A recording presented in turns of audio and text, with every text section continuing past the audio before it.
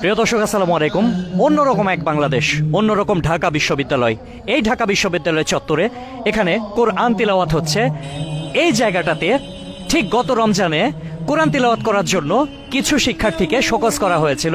আজকে মহান আল্লাহ তাআলা কত বড় শুকরিয়া, আমরা দেখতে পাচ্ছি উন্মুক্তভাবে পুরো জায়গাটা, এই জায়গাটাতে আল্লাহ তাআলা কোরআন তিলাওয়াতের ব্যবস্থা করে দিয়েছেন। আলহামদুলিল্লাহ, কোরআনের পাখিরা কোরআন তিলাওয়াত করছেন, সুরে সুরে মুখরিত হচ্ছে।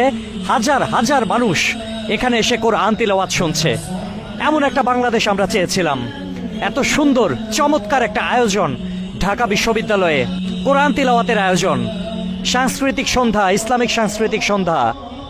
ঢাকা বিশ্ববিদ্যালয়ে এইরকম চিত্র আমি আমার জীবনে কখনো দেখিনি।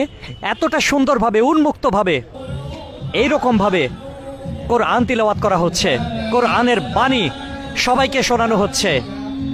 চমৎকার কণ্ঠে কোরআন তিলাওয়াত করছে শিক্ষার্থীরা, পাশাপাশি আলেমরা। কোরআনের পাখিরা জেগে উঠেছে, তারা তাদের আওয়াজ এখানে দিচ্ছে।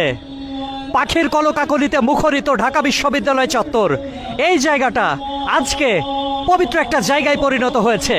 আমরা এর আগে বহু সভা সমাবেশ দেখেছি, বহু রকমের কার্যক্রম দেখেছি, কিন্তু এই প্রথম উন্মুক্তভাবে ঢাকা বিশ্ববিদ্যালয়ের বটতলায় কোরআন তিলাওয়াত হচ্ছে। আর এই কোরআন তিলাওয়াত করার জন্য কিছু শিক্ষার্থীকে শোকজও করা হয়েছিল। যেই জায়গায় কোরআন তিলাওয়াত করা হয়েছিল এবং যেই জায়গায় কোরআন তিলাওয়াত করার কারণে তারা শোকজ খেয়েছিল, আজকে হাজার হাজার মানুষ এই জায়গাটাতে কোরআন তিলাওয়াত শুনছে। আলহামদুলিল্লাহ, সুবহানাল্লাহ। মহান আল্লাহ তাআলার এটা একটা নিদর্শন। আল্লাহ তাআলা আমাদেরকে দেখিয়ে দিচ্ছেন চোখে আঙ্গুল দিয়ে। আল্লাহ তাআলা তার আরও নিদর্শন আমাকে দেখাবে।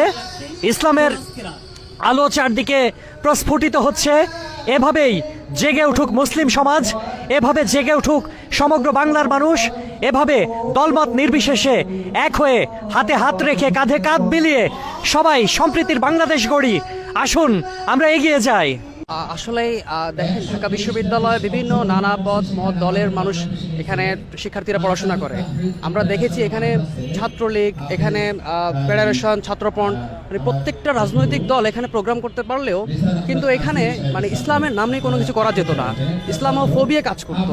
এখানে অনেক টিচার ছিল যারা ইসলামোফোবিক ছিল এবং তারা এই যে কোনো মানে আপনারা জানেন যে হচ্ছে এখানে ঢাকা বিশ্ববিদ্যালয় সলিমুল্লাহ হল, এফরমান হলে আজান দেওয়া পর্যন্ত কিন্তু নিষিদ্ধ ছিল। তো কী কারণে নিষিদ্ধ ছিল এটা আমরা জানি না, কিন্তু এখন দেওয়া হচ্ছে। এই যে ফ্যাসিস্ট হাসিনা সব জায়গায় ইসলামকে যে দমিয়ে রাখার একটা চেষ্টা করেছিল, সেই জায়গাতে এখন আমরা সেটা